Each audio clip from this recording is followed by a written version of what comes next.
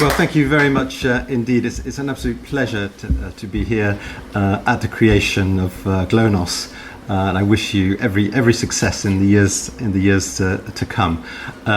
Projects of this sort are interdisciplinary projects, global projects, are inherently difficult, it seems to me, but have the potential to transform our understanding in all sorts of ways. Anyway, my topic today is technology and global history, and I'm going to suggest our task in putting technology to global history is not actually to put technology into global history, because it's already there. Knowledge is also already in global history. Our task is, I think, to rethink technology and knowledge and global history. It's not to contextualize knowledge and knowledge and or technology in global history, but to tell what we might call a post-contextual story of each. Now, I need to make very clear that my concern is with the 20th century. My arguments, I think, will necessarily have to be different for earlier periods. But for the 20th century, accounts of global history certainly rely implicitly often on very particular accounts of science and of technology. And accounts of 20th century science and technology rely on very particular accounts of global history. They are deeply entangled with each other, and both of those accounts, separately and together, need challenging. I mean, a gross example would be the mutual reinforcement of studies of communication and information technologies with global histories, which rely on the notion of new communication technologies globalizing the world. And at the very core of many of these is a story of world shrinking by selected novel techniques of communication, which are, partly by virtue of that, at the core of accounts of modern technology. But the problem is, I want to suggest, much deeper than, let's say, Eurocentrism, or indeed a naive view of globalization. We have a knowledge problem, it seems to me, in how we conceptualize the material in the 20th century and its relation to the global and vice versa. At the heart of global history of the 20th century is, I think, an utterly inadequate account of the material constitution of 20th century society. Indeed, I would argue that the historical and social sciences, as applied to the 20th century, have at their heart a seriously inadequate account of knowledge and of the material.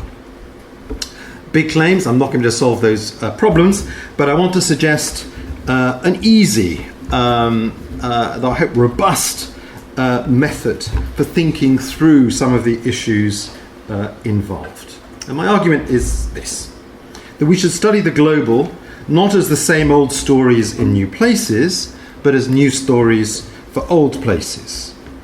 I'm suggesting that we can use what is taken to be peripheral as a starting point of a critique of the ways in which the centre is understood. My claim is that by studying peripheries independently of models of the centre, we can cast doubt on the validity of those central models for the centre as much as for the periphery. To put it another way, the centre is much more like the periphery than our models would care to admit. That will lead, I think, to a reconfigured account of materiality and knowledge in the modern world.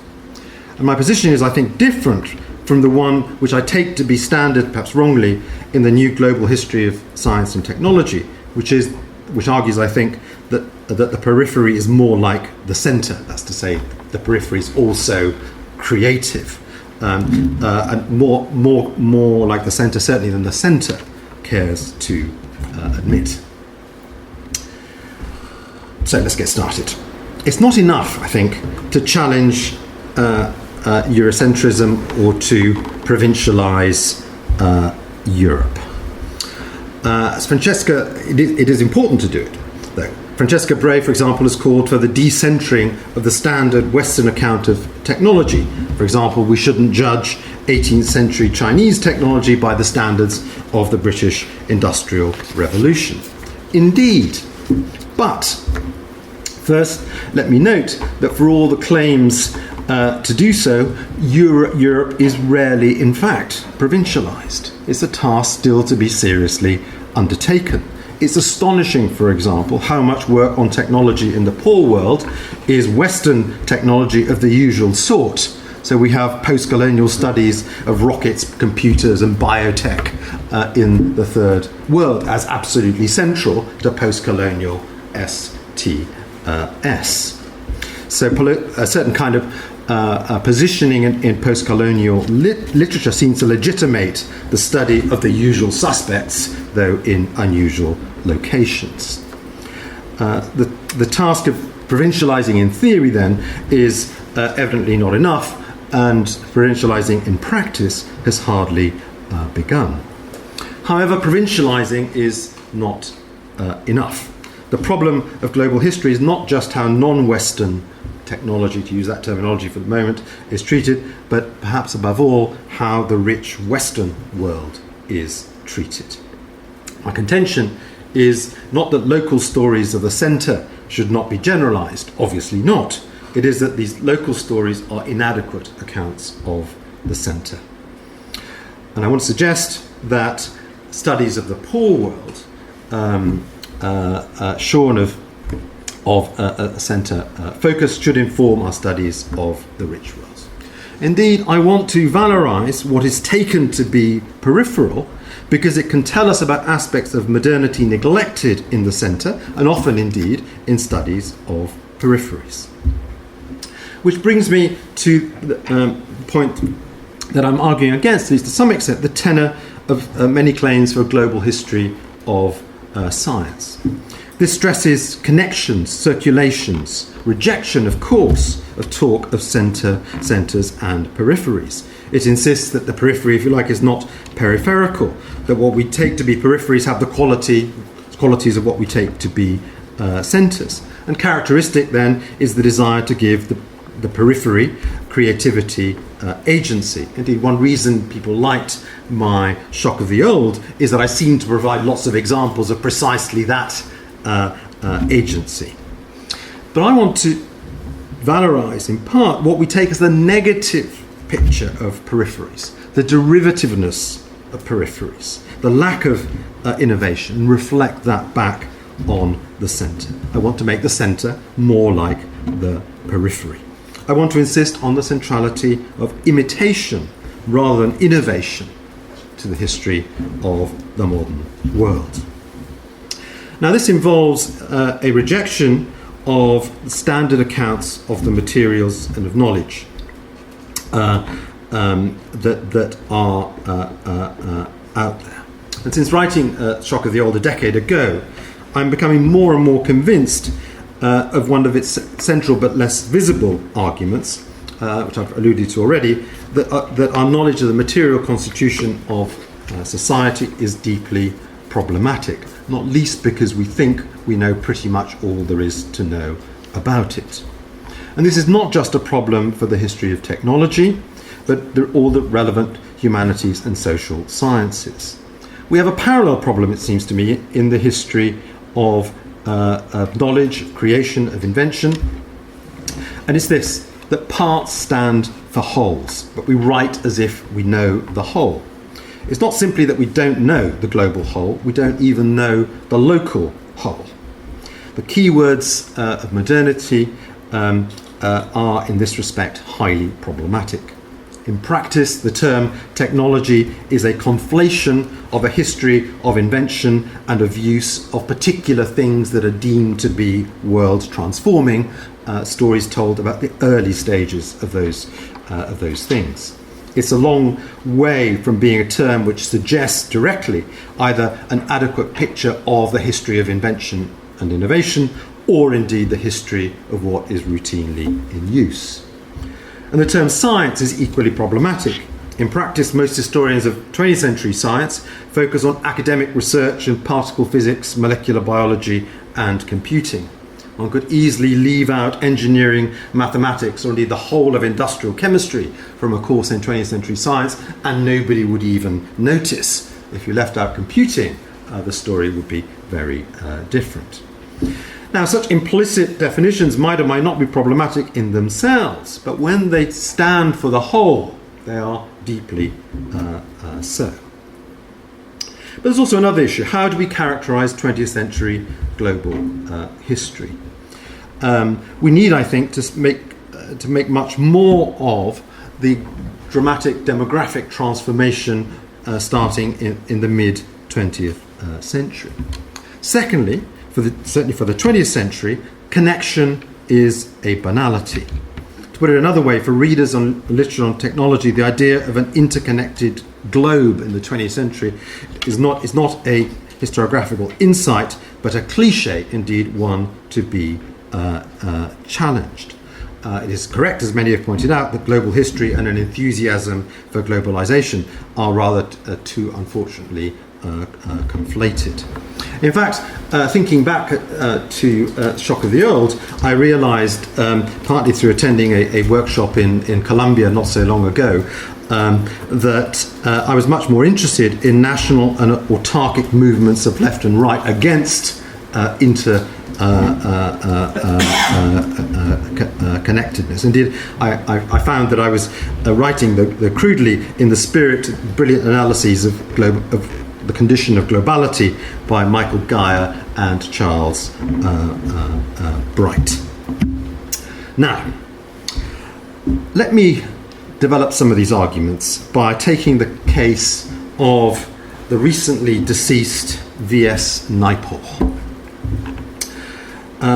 A man who, like most of us in practice, judged the periphery entirely by the standards of the centre, or rather, as I shall argue, by a very particular image of the centre.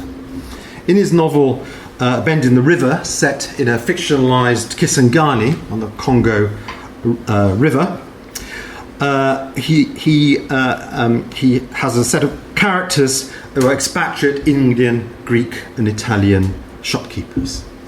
And one of them notes the following. When we wanted to speak politically, we spoke of Americans or white men or Belgians. But when we wanted to speak of doers and makers and the inventors, we all, whatever our race, said they. For example, they're making cars that will run on water. And he continues the characterization. The they we spoke of in this way was very far away, so far away as to be hardly white. Yet at the same time, Naipaul is pointing out, there was a false identification with creation simply by virtue of nationality or ethnicity. The shopkeepers, he says, were dazzled by the machines they import and behaved as if they don't just own the machine, but the patents as well. Now, Naipaul was deeply critical of such beliefs as he found them not just in the Congo, but across the world. Of Buenos Aires in the 1970s, he said, it was new and imported almost whole. Its metropolitan life is an illusion, a colonial mimicry.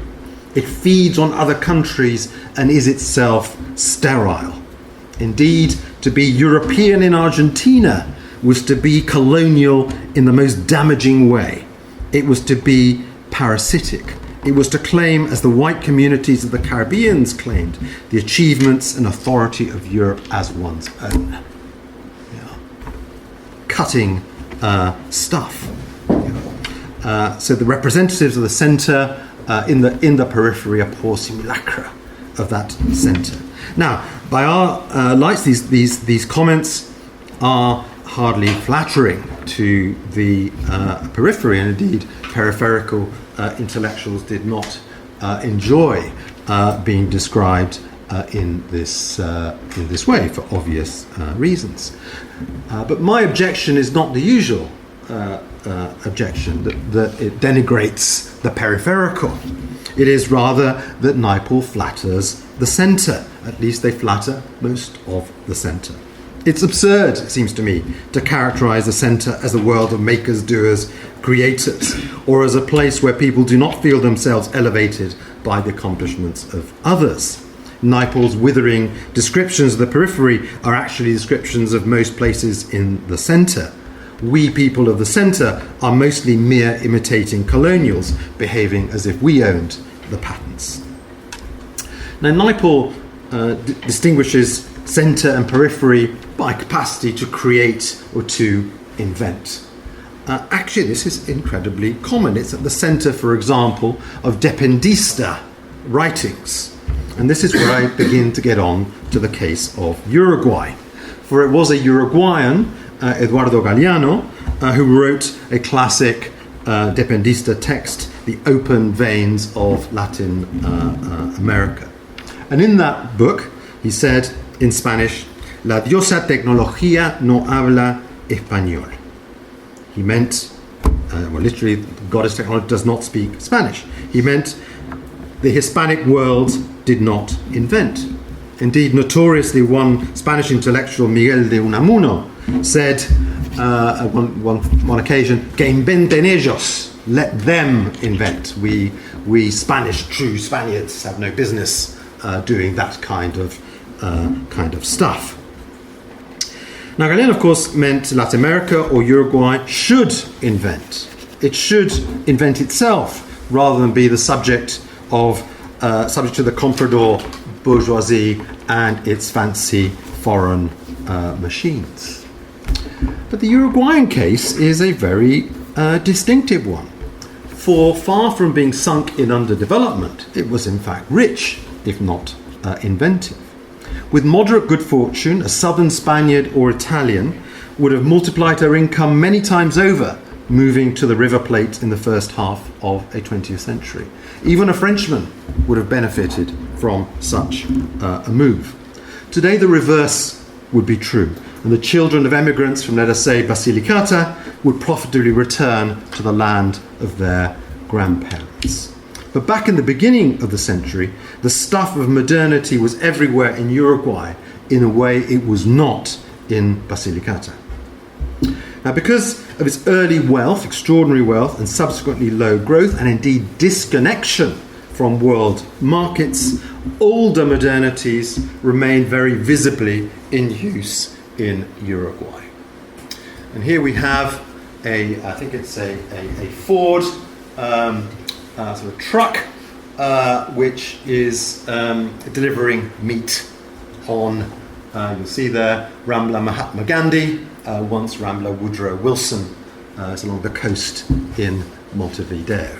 Yeah. It is a sort of play on the fact that Uruguay has long been famous for having lots of vintage cars, many more, I should say, than I think Cuba had, and of older vintages as well. And here we have a Ford, and I don't know what the other one is. It may also be a Ford. And it's one of the most cliched images of Uruguay, this one, the old car, the Studebaker truck, Ford trucks, Chevrolet trucks are everywhere. Indeed, there are many fewer now than they were, not because they've been broken up, but rather they've been sold to collectors in the United States. But it's not just communication technologies that have remained, so have factories. Now, this is a really important and interesting factory. It's the meat packing works in Fray Bentos, founded by the Liebig Extractive Meat Company in the 1860s.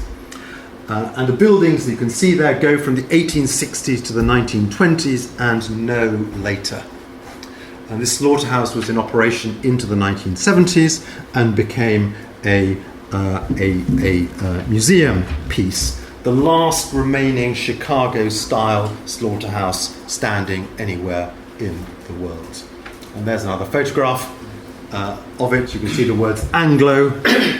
It belonged to the Vesti family from the early 1920s, the Frigorifico Anglo. Very large industrial complex, a place where electricity was first used in Uruguay and all sorts of things. Producer of Liebig's extract of meat, famously, but also Fray Bentos corned beef, as well as later generally chilled beef. It is now I'm glad to say, a UNESCO World Heritage Site. This factory. Now, in the case of Uruguay, one is immediately struck by old stuff like the cars or the Fray Bentos meat packing works. One immediately notices. The special conditions of Uruguay, historical conditions, make visible what was common actually in the whole world, including the richest parts. Everywhere in the world, a great deal of old stuff is still in use. That is obvious in this city. Now, one of the things that's most obvious in Uruguay is, you see it in the background there, is agriculture. Now, agriculture, is certainly a central part of your work, has very limited visibility in 20th century histories.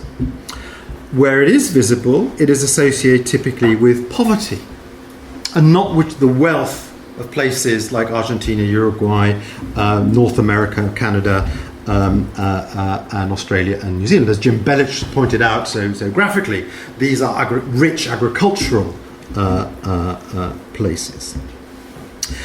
But today, the rich world is an important force in agriculture. How many of us knew that the United States of America exports cotton and imports t-shirts?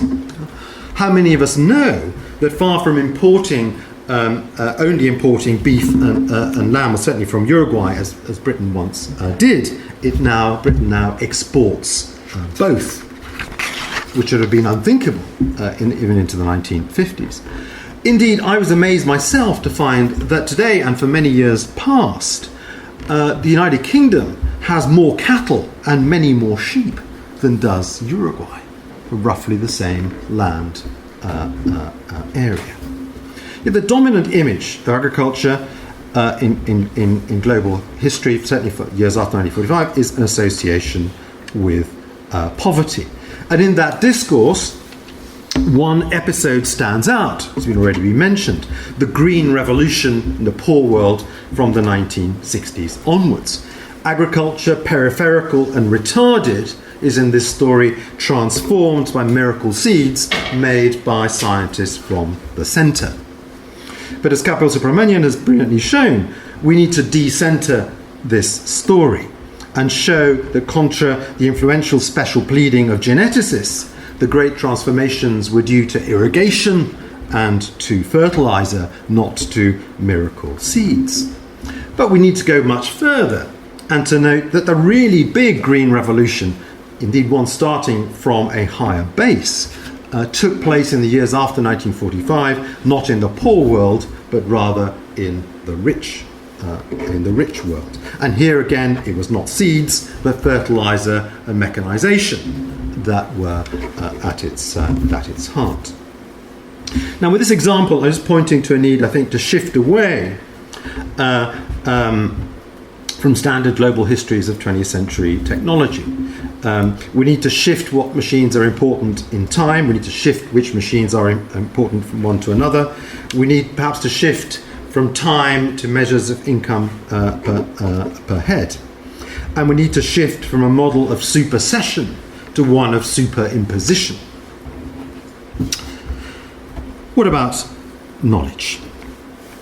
The knowledge that Uruguay used, whether to extract meat, extract from cattle, came from the centre. Indeed, it came from the laboratory of Justus von Liebig and Max von Petterhofer in Munich. But how might we think about peripheral knowledges? Well, this is a moment to note that a very, very early version of some of the arguments in this paper were made in a paper I gave in Istanbul, thanks to the historian of science Kostas Gavroglu, who is now actually Minister of Education in the Syriza government in Greece.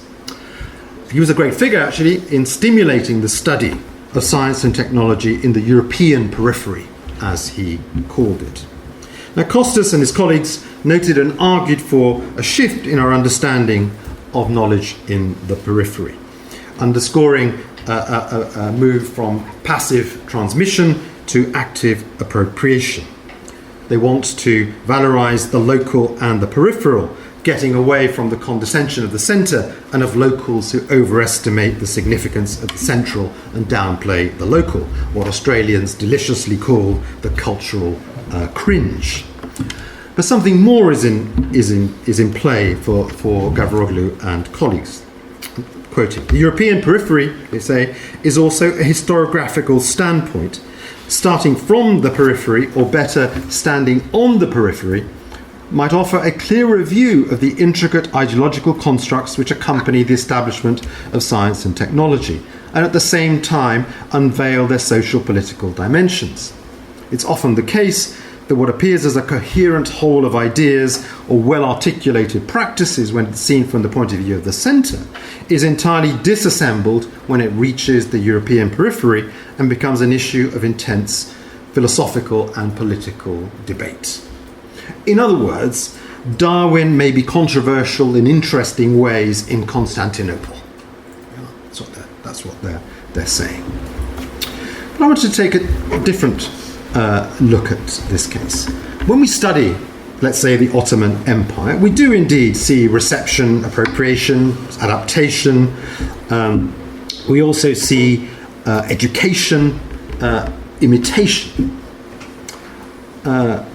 And we might also see what Kostas Gavroglou sees, which is a particular typology, he says, of the scholar-scientist of the periphery.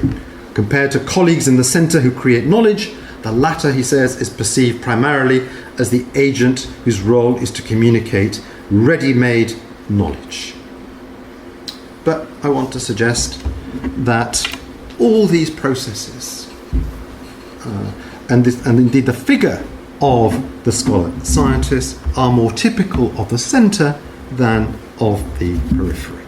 Take the notion of technology transfer, readily associated with movement from centre to periphery. That's where the term is first used and where its usage is concentrated. But the transfer of technology is much more common, let's say, between Berlin and London than between Berlin and Windhoek. And similarly with knowledge. The great centres for imitating are not the peripheries, but the centre. As my old colleague and friend Andrew Warwick showed, the transfer, if you like, of relativity theory between central centres was hardly frictionless or uninteresting. Indeed, the scholar-scientist is more common than in the centre than in the periphery. The point is we don't pay them much attention, just as we neglect the study of the history of the university or the history of teaching and the history of science in the way that you couldn't if you were studying Spanish science or Ottoman science. In our histories of science, we are looking at selected academic research science, often without much reference to the university. What's obvious in the periphery becomes less obvious in the centre. Let me give you a particular example of how all this might play out. At the beginning of the 20th century, there's a very interesting thesis by Nestor Herrán has shown, radioactivity research in Spain consisted mainly of irradiating plants. Hardly the sort of work we associate with the great figures of nuclear research. But was it merely inferior research to that being done in the United Kingdom or Germany?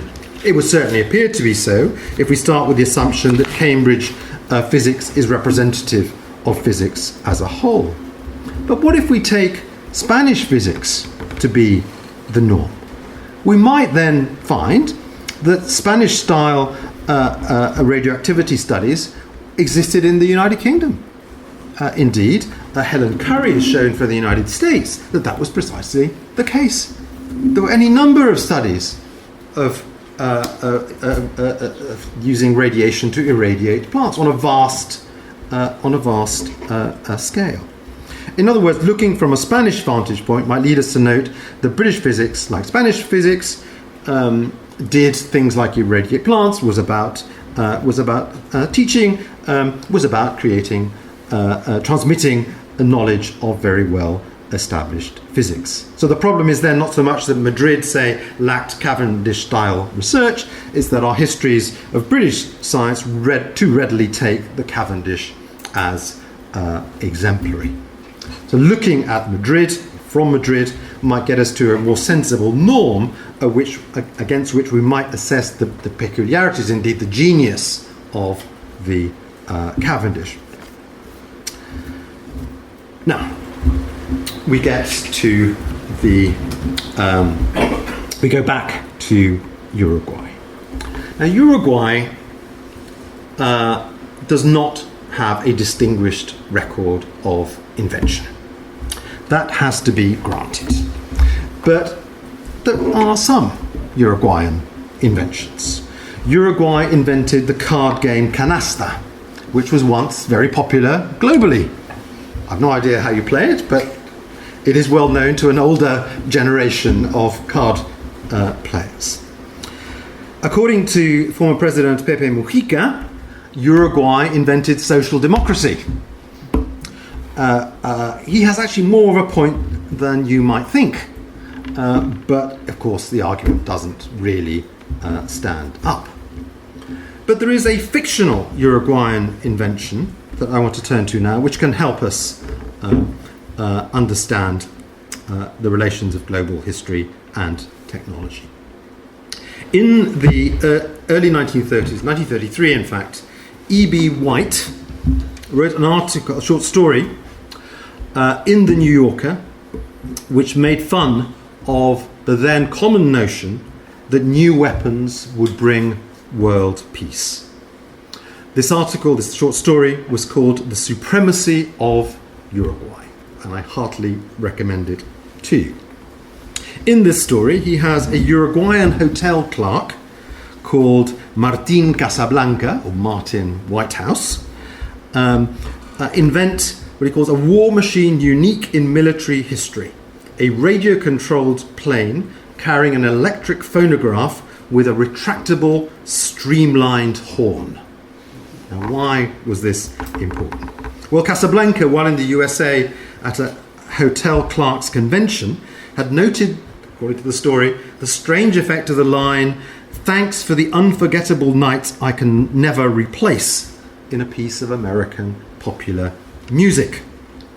It made people go a bit funny. So what he does is he weaponizes this song by getting Uruguay's loudest tenor to sing this magic music, records it, and broadcasts it from this streamlined horn at the bottom of the airplane. Uruguay uses this magic music to conquer the whole world, bringing it to a state of unprecedented, peaceable happiness. Unfortunately, however, this blissful state of affairs is destroyed, as he perhaps presciently put it, by the descendants of some American idiots who grew up and regained their senses. This has led to wars which crushed Uruguay and destroyed mankind without a trace. Now, White was satirizing the idea of a single, all-powerful machine which would transform the world. Indeed, in White's time, the idea that the bomber aeroplane would give nations, or ideally a world state, the means to bring perpetual peace was a commonplace. But what he's saying is that if it really was the case that a tiny investment in a new technique of war would give a world state or a particular nation power, why would it not also give power to Uruguay? The idea was a visionary, forward-looking commonplace in the mouth of an American or North European intellectual or politician. In Martin Casablanca's mouth, it is something ridiculous. Indeed, I think it's rather fascinating that a short, humorous story in the New Yorker in 1933 can be used to undermine an idea which is still taken seriously by many accounts of international relations in the 20th century. People do, in that literature, believe the world has been shrunk by this machine or or that one. Indeed, as Waqar Zaidi has shown very clearly, liberal internationalist accounts of this sort of science and technology in the 20th century are deeply ingrained in many academic literatures about technology and global history, and indeed much more generally. The problem is that we don't recognize those accounts of world shrinking and so on as deeply particular and indeed ideological. E.B. White, children's author, most certainly did. As a footnote, by the way, E.B. White wasn't alone in making the Uruguay the setting for an absurd internationalist project. Another example is Borges's short story, The Congress. So there's something particularly powerful, it seems, about the image of Uruguay. Indeed, asking how an idea would work or innovation would work if set in Uruguay is a useful methodological tool. I would recommend it to any innovation policy analyst, precisely to help them break out of the conflation that they usually make between their own nation and the world as a whole. Why wouldn't knowledge or innovation be as powerful in Uruguay as anywhere else in the world? That would be a very good question to force these analysts to ask. Would the development, let's say, of graphene in Montevideo transform Uruguay? Why is that perhaps a more searching question than would the development of graphene in Manchester transform the United Kingdom? It's not, I think, that the case in itself is more absurd for Uruguay. It's only that the absurdity becomes more apparent, and there indeed is the power of the method. Now, in the British case, a very peculiar innovativeness has become the last delusional refuge of the Brexiteers. For Theresa May, standing underneath the great radio telescope just south of Manchester, which was built in the 1950s, global Britain will lead the world into the fourth industrial revolution, as an older Britain or England led it into the first. I quote nearly exactly. Artificial intelligence, biosciences, all these things that Cambridge is really good at are, once unleashed from the bureaucracy of Brussels, going to transform the world. And who in our post-Fordist, innovative, entrepreneurial world are we to say that she and they are wrong? After all, this is what we all say all the time about these wonderful new ideas, these wonderful innovations. But using the sort of simple technique I've been illustrating, we might quite quickly get to a different picture. We might turn to Shenzhen in China, in particular to the Foxconn plant that famously now builds iPhones, amongst other things. A factory which some estimate employs something in the region of 400,000 workers, which makes it the largest factory in world history. 4 times the size of the Great River Rouge complex at its height in the middle of the 20th century, where Henry Ford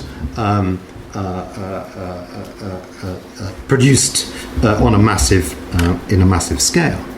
In other words, suggesting that we are now in the greatest age of Fordism there has ever been, the greatest age of mass production. Indeed, it's hard to imagine a period of greater global standardization and concentration of production.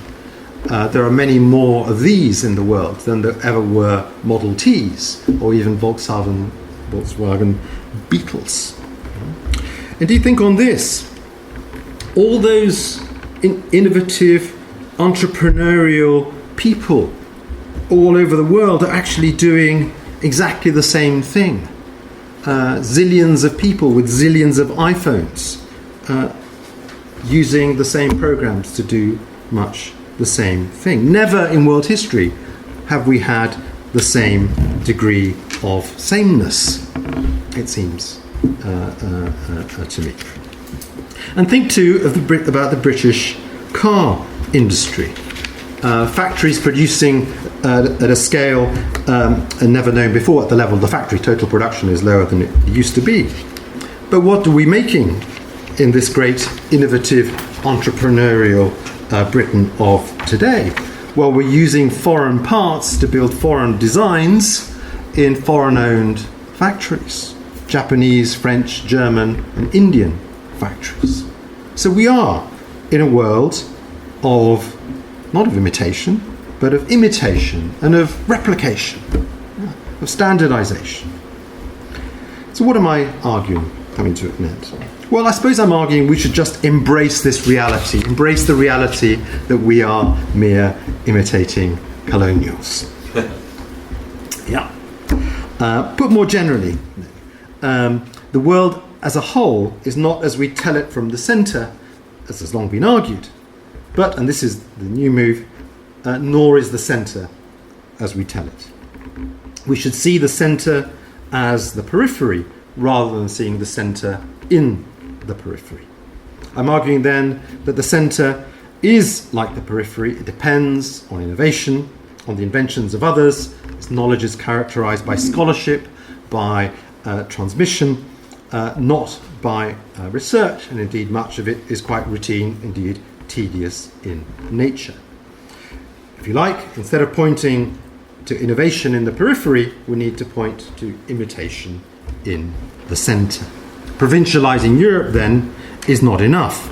In effect, we should universalise the periphery, the province. We might indeed want to turn the world upside down.